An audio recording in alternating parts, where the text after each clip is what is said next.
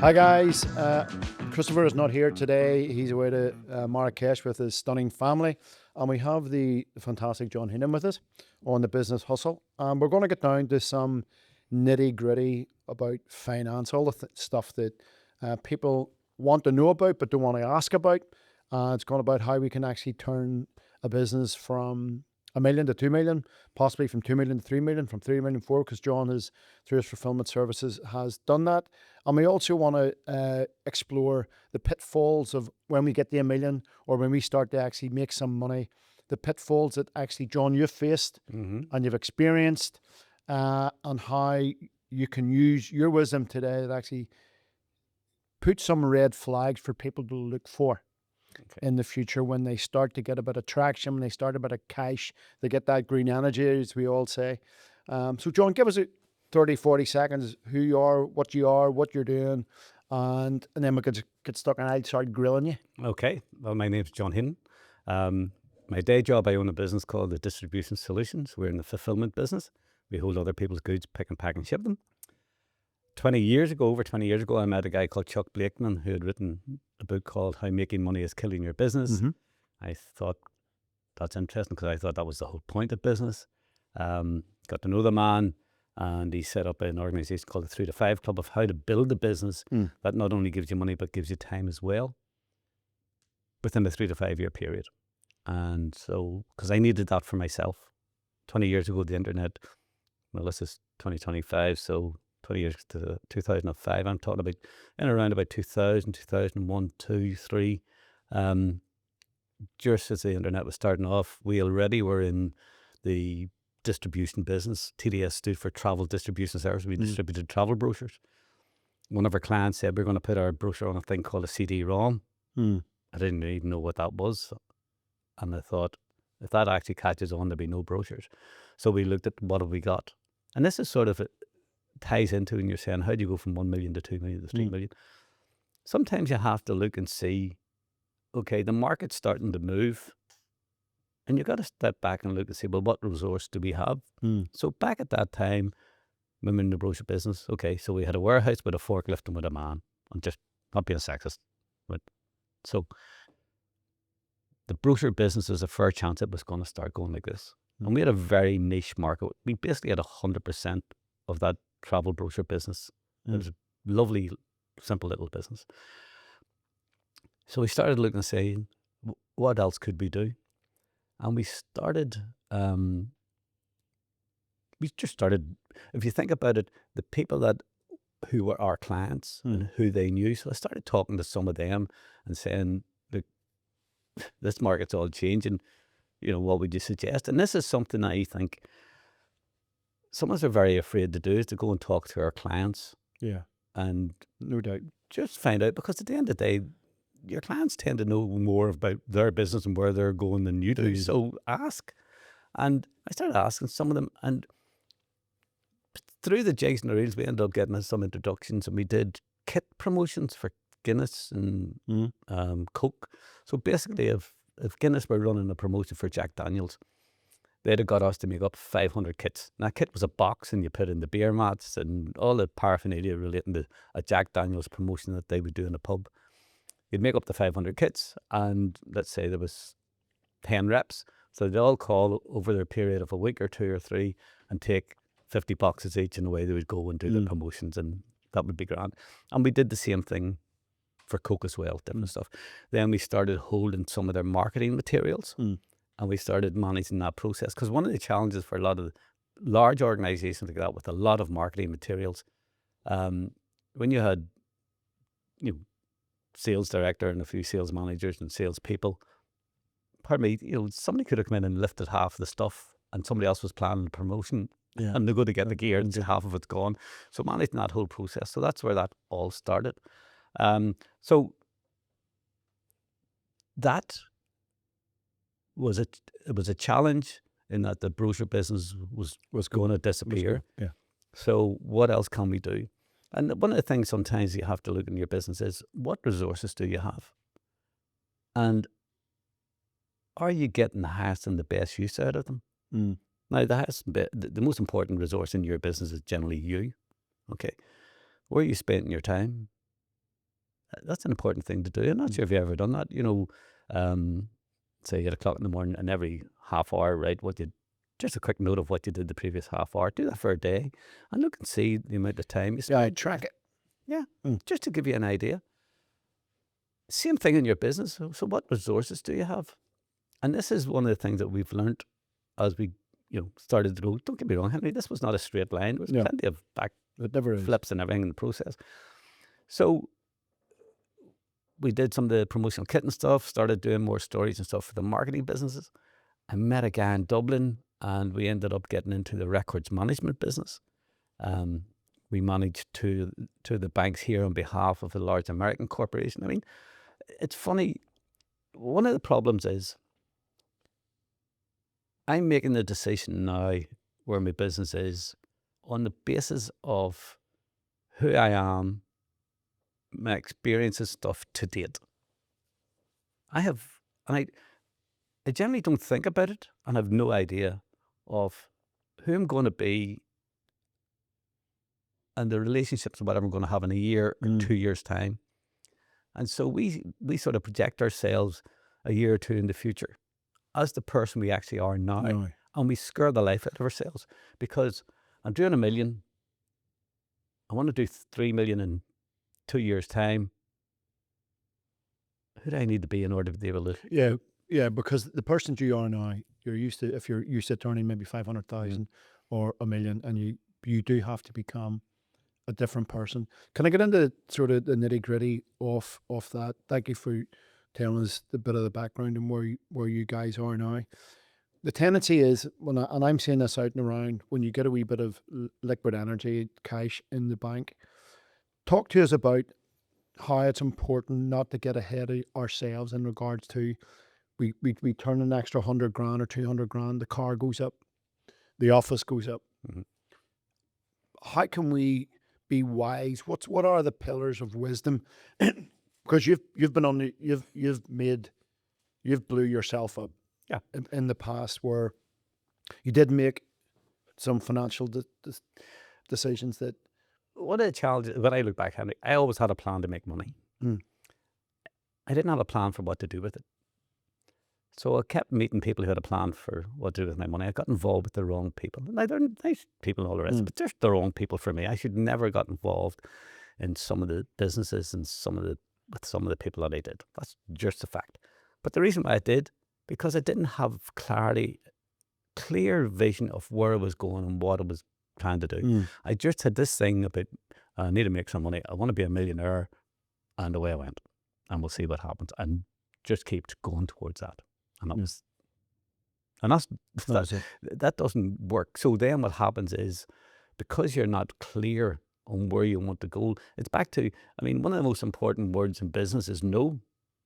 I think success comes more from what you say no to than what you say yes to. Yeah. But how do you get to where you say no to something? Well, you can only say no to something when you're very, very clear about what you're going to say yes to. And what is the highest best use of your time? What is the highest best use of your money? What is the highest best use of your resources? Because in reality is, you've alluded to it, that who do you need to become if you are turning 500,000 or 1 million? Who do you need to become because you do need to become a different person. There's a book, and I can't remember who wrote it, but it says, what got you here won't get you there. And also, the people who got you here won't be the people who get you there. That's right. And it's understanding that, if you take your business, like, back when we started off, there was 3, 4, 5 of us, there's 30 or 40 or something at this stage. It's a different business. The people in the business, there's different people in that business. My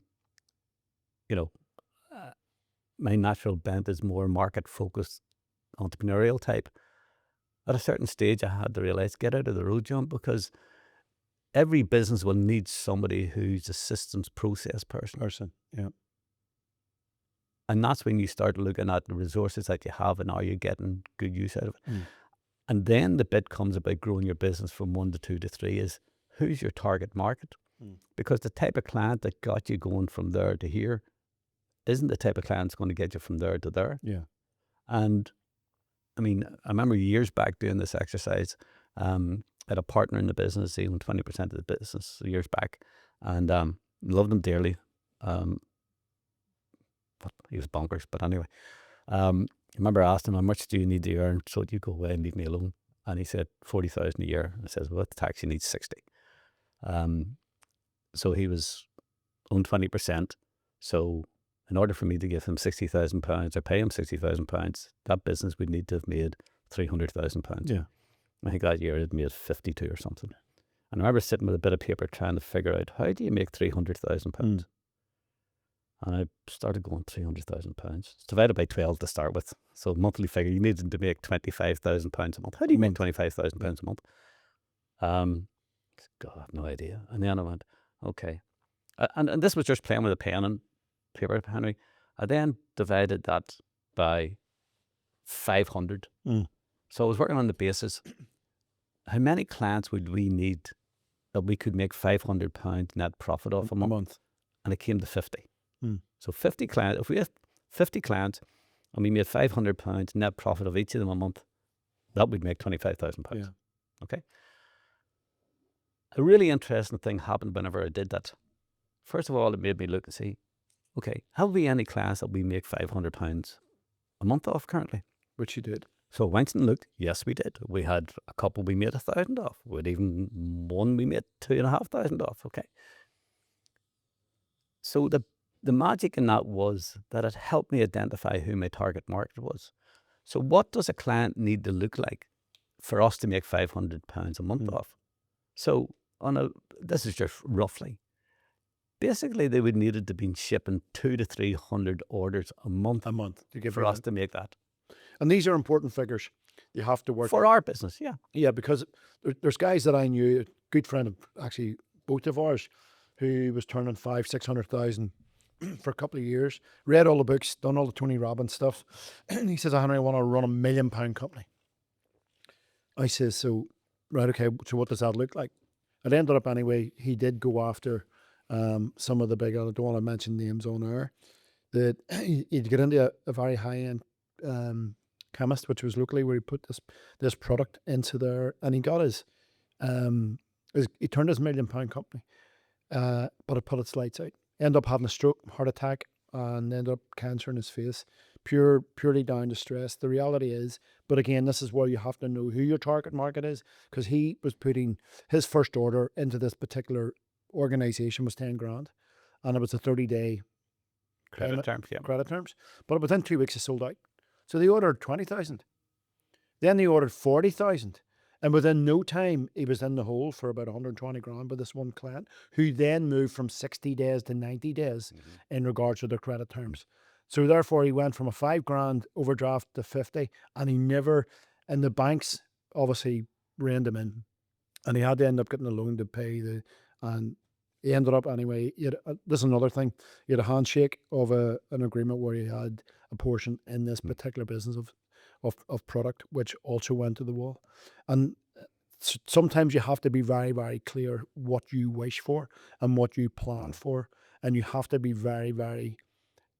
I want to use the word, be a good steward of your cash flow.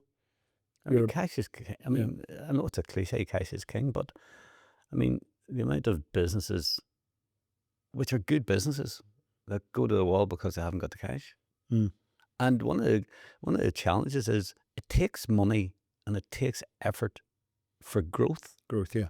Okay, so so this is one of the challenges, Henry. So you get your business to $1 million, and let's say you're making 15% net, you're 150 grand, and you were paying yourself 20 grand a year or 25 grand a year, and you're in there, but the 150, and you take 50 for yourself or whatever. Part of the challenge is, we go and get the BMW, join the golf club, and have a gin and tonic type of thing, and think you've arrived, and then we decide to go on a bit of a growth spurt, but we've used the resource that we needed. You see, generally what happens is a business grows and the curve's going like this. As the curve is growing, that's when you need to invest. Most of us wait until it goes over, peaks. Now I'm coming down the other side. Coming down. And we realize we need to invest in marketing and growing our business. But we're not making as much money as we used to. It's very difficult for you in your head to say, okay, when you're not making as much as you were, to go and take more money and invest it in growing and marketing your business again. It's counterintuitive.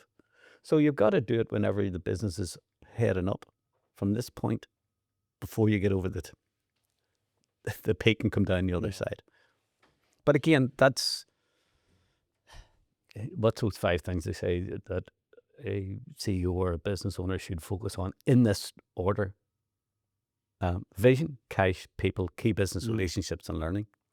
So vision continually, and this is back to this bit I harp on about all the time, the clarity. When you've got clarity about where you're going, it'll give you a sense of hope. And when you've got that sense of hope, you'll be willing to take a risk. And the risk may be going to an event you never went to before, marketing in a way you never did before, meeting somebody you never met before. But that's what turns it. That is. And can we speak a wee bit about environment? I actually sent you a clip the other day, it was actually from Alex Hormozy, where he was basically saying that we, depending on the business, not so much depending on the business, that the people who we are running with, people who we are employing, the people who obviously are too much our influence can be a cap to our ability to scale. So generally, as I said, the people who got you here won't get you there. Okay, that's not always the case, but generally there's a process to that. So if you look at within your business, generally there's 3 types of people. You have customers, you have suppliers, and you have customers, suppliers, and staff, employees. Okay, stakeholders. If you're having a difficulty and they're being a pain to you in any of those 3 categories, the reason is that you've compromised your own values. You've taken on a client or a supplier or an employee who actually, and now I'm not talking about, values in the word, I'm talking about business values. Okay. So some people think people are stupid. What is it? Your man Taylor, the workers are stupid and lazy. That's why you need the managers who are smart and motivated. So if that's that's what you have in the back of your head, or if you have a mindset that, money doesn't grow on trees, money's hard to come by. And it's amazing some of the stuff we have in the back of our head. You need to go and talk to Sean Connolly or somebody about some of that psychological stuff. But it's a matter of saying, okay, I want to grow this business. When you're out meeting, so I'll give you that example. Henry was mentioning it to you that, so we started off doing some of the kitten for Guinness and Diageo or Coke. And then through somebody else, I met somebody in Dublin. He introduced me to somebody else. We ended up doing records management for 2 banks through a company called Iron Mountain. And this is years ago. We ended up actually in a partnership with them. I was dealing with this guy. I never forget. This is funny. So the guy who was the European CEO of Iron Mountain at the time was a guy called Ken Rodkey. Okay. And he had arranged, he was coming to Dublin and he'd asked me to meet him. So I asked him where was he staying. So he wanted me to meet him for dinner. And then I was going to be chatting to him the following day. So I asked him where he was staying. He was staying at that time, it was called the Four Seasons. It's now the Intercontinental in Dublin, right? I'm trying to remember back how long ago this is, Henry. This has to be 20 years ago, right? It was £385 or euro, whatever it was, for the hotel, just the bed. I go, flip. Like, that was beyond, you talk about stretching you. Anyway, booked it, went down, met the guy, and I figured it. So we checked in, came down, met him in the lounge, and he has this sort of cocktaily thing, right? I bear in mind, like, I'm only a kid in a way. And so the waiter or whatever comes over and says, what would you like? And I says, oh, sure, I'll just have it. Ken's have it, and do a bit of murring, as they say. So the waiter says, and what is that, sir? And he says, oh, it's an absolute citron martini straight up with extra olives, right? And I forget it. An absolute citron martini straight up with extra olives. Anyway, I get one out. years. It was like drinking neat alcohol. Anyway, sip, money's grand.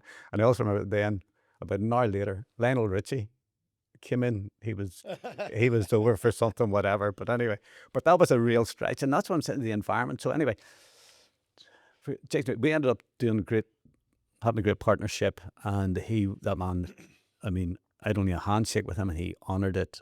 You know, the most genuine human being you'd ever meet. But he just took me to a whole different level, and then, you know, I got to know people within their organisation, their mergers and acquisitions, and all the rest of it. And that's what I'm saying. So your customers, your suppliers, and the people you're employing, the environment that they can take you to, if you allow it, and it's being that wee bit humble and saying or realising, acknowledging that you're a wee bit outside your comfort zone. You know, I mean, way back in the early days, Henry starting off as 25, 26, got into business with a guy, Canadian guy in London, which is way back in the courier business. And I went over to meet him, and we're meeting in Claridge's. What was it, Claridge's, I think it was. So a chauffeur-driven Jaguar picked me up at Heathrow and took me to Claridge's. And your man at the door, and I'm looking, you know, the concierge and all the rest. And I'm sitting looking at him going, I don't belong here. And I'm looking at him and going, and he knows I don't belong here. What's he doing? But it's like anything, it was just stretching your environment, stretching you emotionally and everything else, and grand, and did business with Michael for years, and it was a great relationship, and met incredible people, and it was wonderful. And this is the key thing about people who have been on the other, genuine people who have been successful. They want to help. Yeah, Michael sold that business for 183 million, you know? Yeah. They genuinely want to help. And I always encourage people to get around people who have maybe been down that 2 or 3 steps further. Because the thing is that social media is one of the most wonderful platforms that actually makes you feel like a failure, or that you have never arrived. Not that you ever arrive, but some of the guys, when you get actually talking to the real person behind the social media brand or whatever business they run, the people who have been either rejected, the people who have had, like yourself, where a couple of business had went bang, but they came back and they've learned some processes that allow them. In fact, we talk about this all the time, the 3 to 5 Club.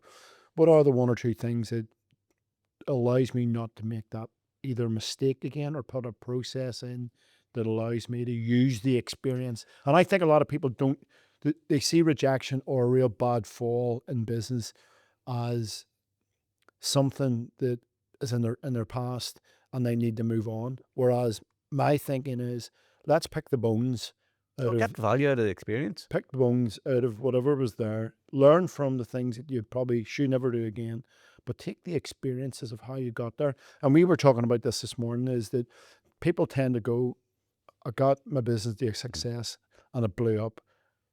In real terms, I'm not starting from scratch. 100%. I'm starting from experience. Yeah. And that, more often than not, if it's done the right way, will actually take you further in the future. Can you elaborate a wee bit on that? Yeah, I mean, so as you say, whenever a business fails or something doesn't work out, we think we go back to zero. You don't. I mean, you've got knowledge, experience, contacts, stuff that you didn't have a year or 2 years ago when you started your business. And it's just, and I know this is a mind game, really is. You've got to just recalibrate your brain in that you're starting off again further up. And it keeps coming back to making sure that you've got clarity as to where it is you're going and what it is that you actually want. But part of the problem sometimes, Henry, is that when we're coming from challenges, we never get past the survival mindset. And we get stuck there. So there's Maslow's hierarchy: survival, success, and significance. So survival, it's all about me. Okay, success, it's all about what you think about me. So it's still all about me. But significance is about making a difference in the world about you. So if you look at your business, your proposition, what difference is it going to make out in the marketplace? And who would value that? I remember talking with Chuck. Actually, you were with us whenever we were over in New Mexico, we're name dropping here, at that university. And somebody asked him, how would you start a business? And I thought his answer was brilliant. He just said, sell something. Yeah. Sell it. If you can sell it, And I mean, this reminds me of years back in the fulfillment business. We had this lady. She designed this dog bowl. It was like, I think Porsche designed it. It was incredible. And whatever, now I'll say, and this is 20 years ago, whatever, the minimum quantity order she needed to place, these came out of Thailand. We end up with a 40-foot and a 20-foot container of these dog bowls. So it must have been like 5 or 10,000 of them. Okay. She had not tested the market. It was a great idea. I think over the next 2 years, she sold 100 or so. And unfortunately, she lost her home and everything out of this. Whereas she'd have been better off, even if it cost her £50 per bowl to get 10 of them or 20 of them made, and then taking them out to see if she could sell them, at what price could she sell them, then go back to the accountant and say, I can sell these at 20 quid. the market. If I buy 1,000 of them, I can buy them at a fiver. Can this become a business? And again, that is a process of how do you actually do that? How do you actually take something, see what the value is in the marketplace, and see, can you build a business out of it? Yeah, no, it's so true. Well, obviously, looking at TDS, the fulfillment business that you have been in for a long time, and you've obviously had to navigate a lot of changes in the industry, Yeah. whether it be shipping, during COVID, obviously things went really, really bonkers. But can I get down to when you guys were turning, say, when you first became that turnover of £1 million business, what were the challenges that you faced getting in, whether bootstrap or staff or whatever? When someone's maybe sitting around 750,000 and they genuinely want to maybe flipping the million mightn't be all what it's like. A friend of ours flipping them to $1 million. It's all relative. It's all relative. But in the scaling process, when the market opens up, what are the three pillars that we need to have in place? Even it doesn't matter if you're turning 250 to 500. What are the main pillars?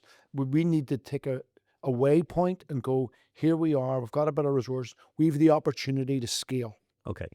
First thing is, let's say you're turning 750,000, you want to turn $1 million, you got to set the goal of turning $1 million. Okay. Then you got to sit and look, well, how are we going to do that? Again, it's better to come back and looking at what I was saying. Excuse me. Our ideal client was someone who was shipping between 200 and 300 orders a month, because then we could actually make 500. They were ideal for us. So in the time that you've built your business from 0 to 750,000, go back and start looking at those clients. Look and see which ones of them are profitable. Which ones do you like? Which ones like you? Okay. I mean, try and identify, don't be reinventing the wheel, and look and see, well, okay, if we had 10 more of them, that would get us that $250,000. You may have some of those clients who are paying you in 60, 90 and 120 days.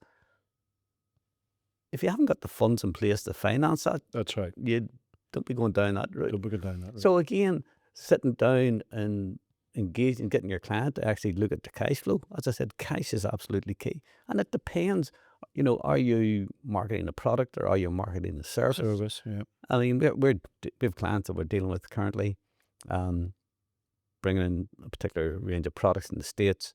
It's growing. They're probably going to have to borrow 500,000 to 600,000 in the next 6 months to finance the growth. Yeah. So that's the bit that's important, is understanding, okay, as I grow this business, what do we need? For us in the fulfillment business, I mean, one of the things is, you've got a warehouse. Well, the warehouse is only a certain size. So if you have the warehouse full of stock and it's not moving, you're not in the fulfillment business, you're not in the storage business. You need to understand what business you're in. And those are hard conversations to have with yourself. Henry, where we are today, I mean, you look back and sit and go, well, first of all, thank you, Lord, how we got here. It's a miracle in some ways. And again, think back 20 years ago, Henry. Everybody built their own shopping cart. The integration with shopping cart was nuts. Today, most people are in Shopify, WooCommerce or whatever, and it's plug and play practically. the software we have that runs the warehouse management system and the order processing and everything else on how we integrate with the back end of people's shopping carts. Mm. I mean, it's transformed. Yeah, I the mean, industry. to a certain extent, our business is now nearly like a sausage machine. You just pour stuff into it. We took on a new client there 4 weeks ago, doing 1,500 orders a week.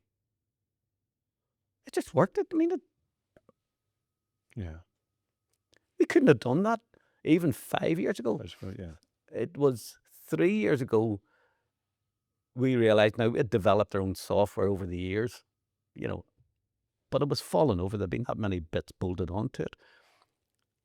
We made the decision, and it wasn't an easy decision, to go with this piece of software company that we got involved with. It cost us a fortune. It also cost us, because we had to run 2 systems. We were still running our the own old system. system. Yeah, We're putting in the new system. We didn't have people who understood it. I didn't understand it. So we had to bring in additional people. And the cost of those people, we were paying them more than we were paying ourselves. It was nuts. But it was important. And even halfway through the process, you know, like a year and a half, 2 years ago, you're getting very close to saying, we have made the worst mistake in our lives. Mm. It was painful, the transformation, the amount of... And I think back, Henry, you know, you had the Brexit thing.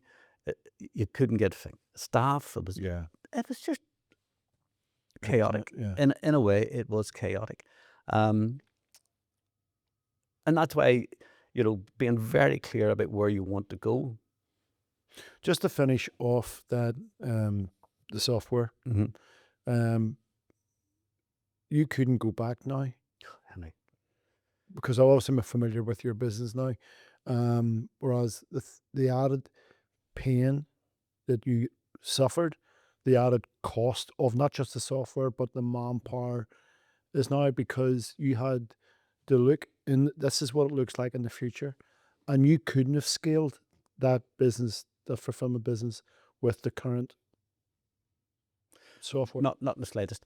And again, and I have gone and looked. I mean, I have gone and looked at work. Those are the things I wanted for the viewers to look so at. One of the most important things when you're looking to scale your business is go and look at somebody else's business that's bigger than yours. Okay.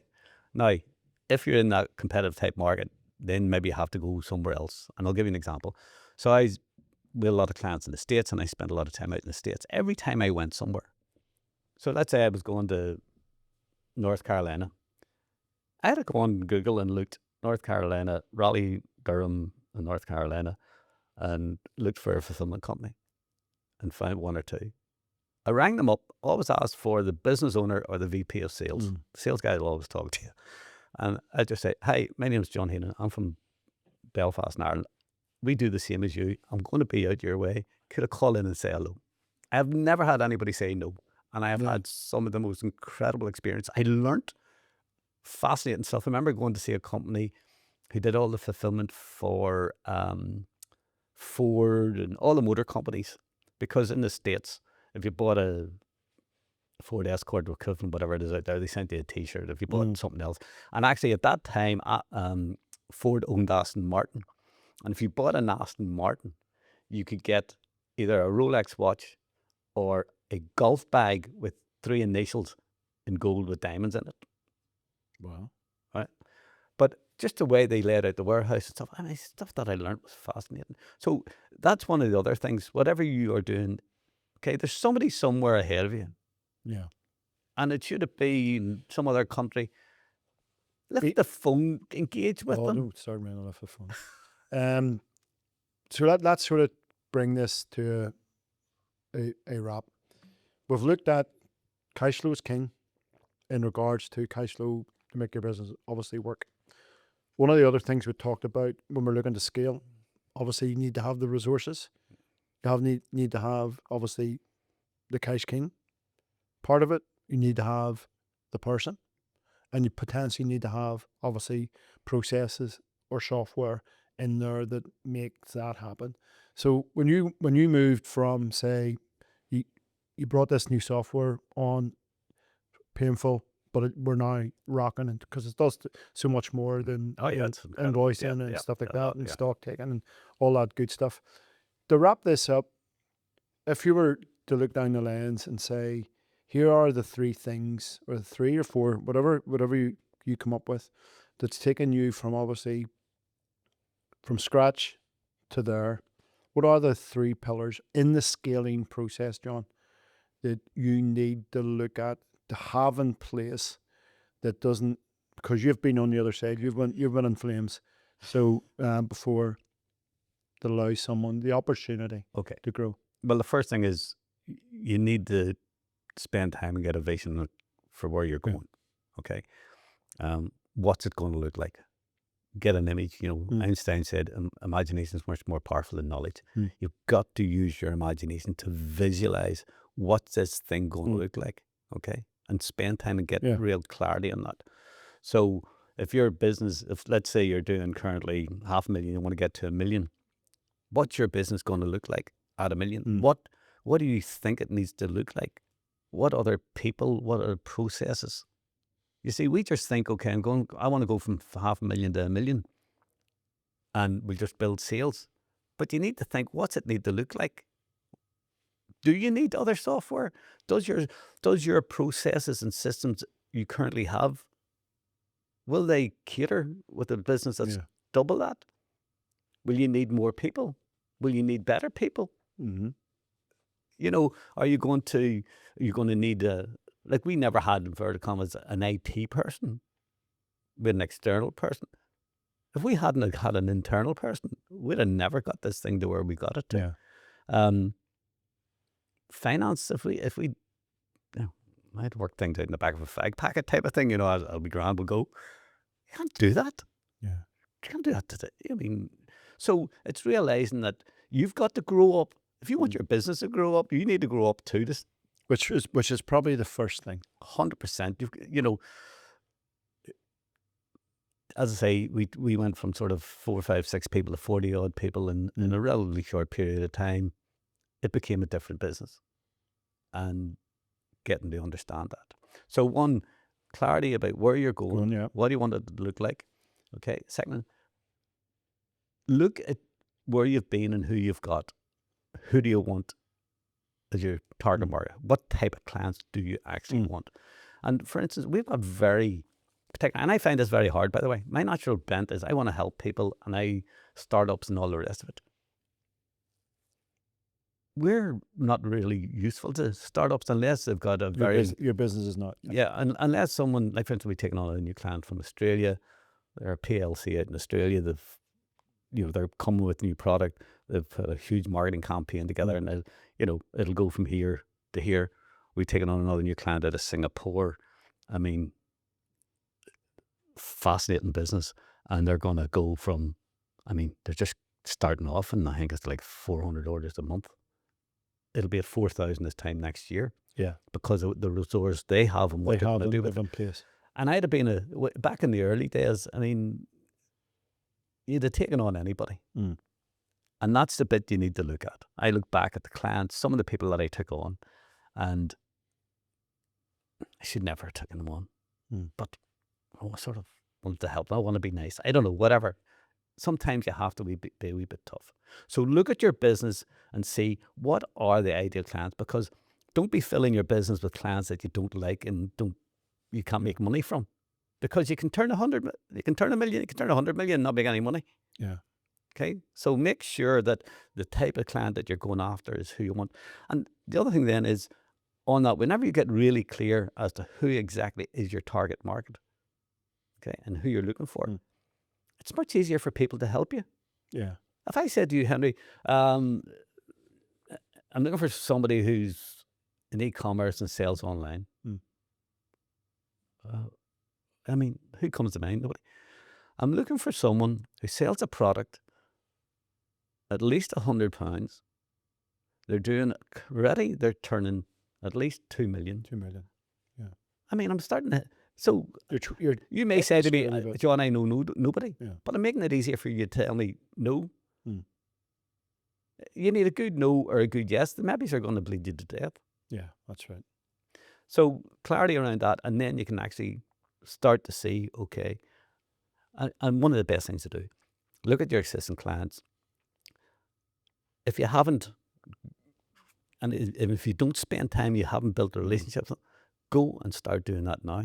Yeah. Trust me, they can lead you to the next. The amount of times we've had a client ring us up. You have to be intentional about that, Oh, though, Henry. because you're working so much in the business, to think to go, even to go onto a plane and say, I want to go and spend time with this person. Henry, It is I remember ridiculous. talking about winging it.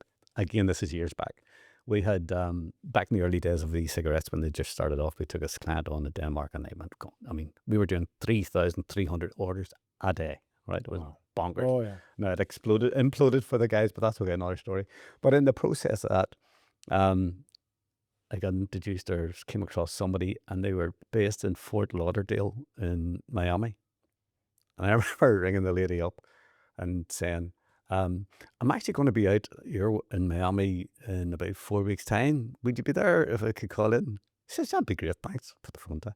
Brilliant. Booked the flight. I had known it. And then I went and looked we had a client or two, a few other places around about that. So me looking at maps in America, it's 500 miles away and me thinking it's an hour up the road. But anyway, I remember flying out and get a taxi. The taxi driver was called Thomas. That's another story. Anyway, go to see the lady. It's 3 o'clock on a Tuesday afternoon. I go in. I'm here to see Katrina or whatever you call her. She's not in today. I says, right. I just flown from Ireland to meet her. Hold on, we'll see if we get her on the phone. So rang her and she was just off for the day or away somewhere else. So arranged to see her then on the Thursday. And came in, met her. And they had an incredibly neat operation.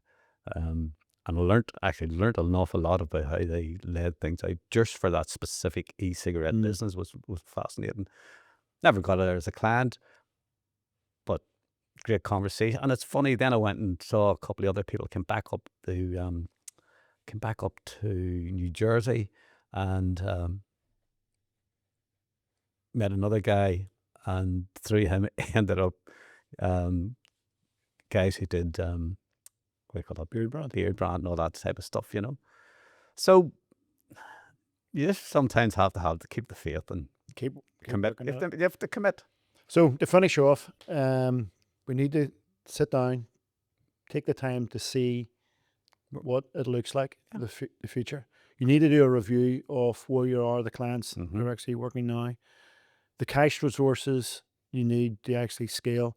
The type of person mightn't be in your wheelhouse at that moment, but the scales, like I always talk about Wrexham, when Wrexham were obviously down in the lower leagues, the minute they started to get promotion, albeit that they were backed by Ryan Reynolds and stuff like that, they had to change the personnel, because when you move up the league, it doesn't really matter if it's in business, the people need to change. The better type of quality individual that actually gives you the service you need.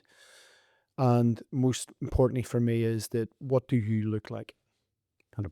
as a person going to be that person in a year's time? Because the person you are now and what's got you to there, well, it's not the person that's going to scale. And make sure you've got a big reason for why you want all that money and what you're going to do with it. That is massive.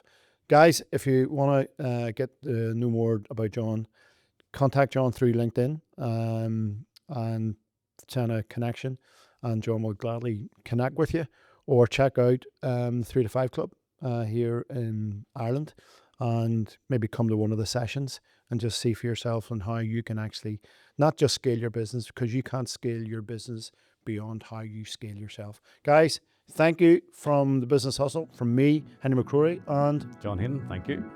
thanks, guys.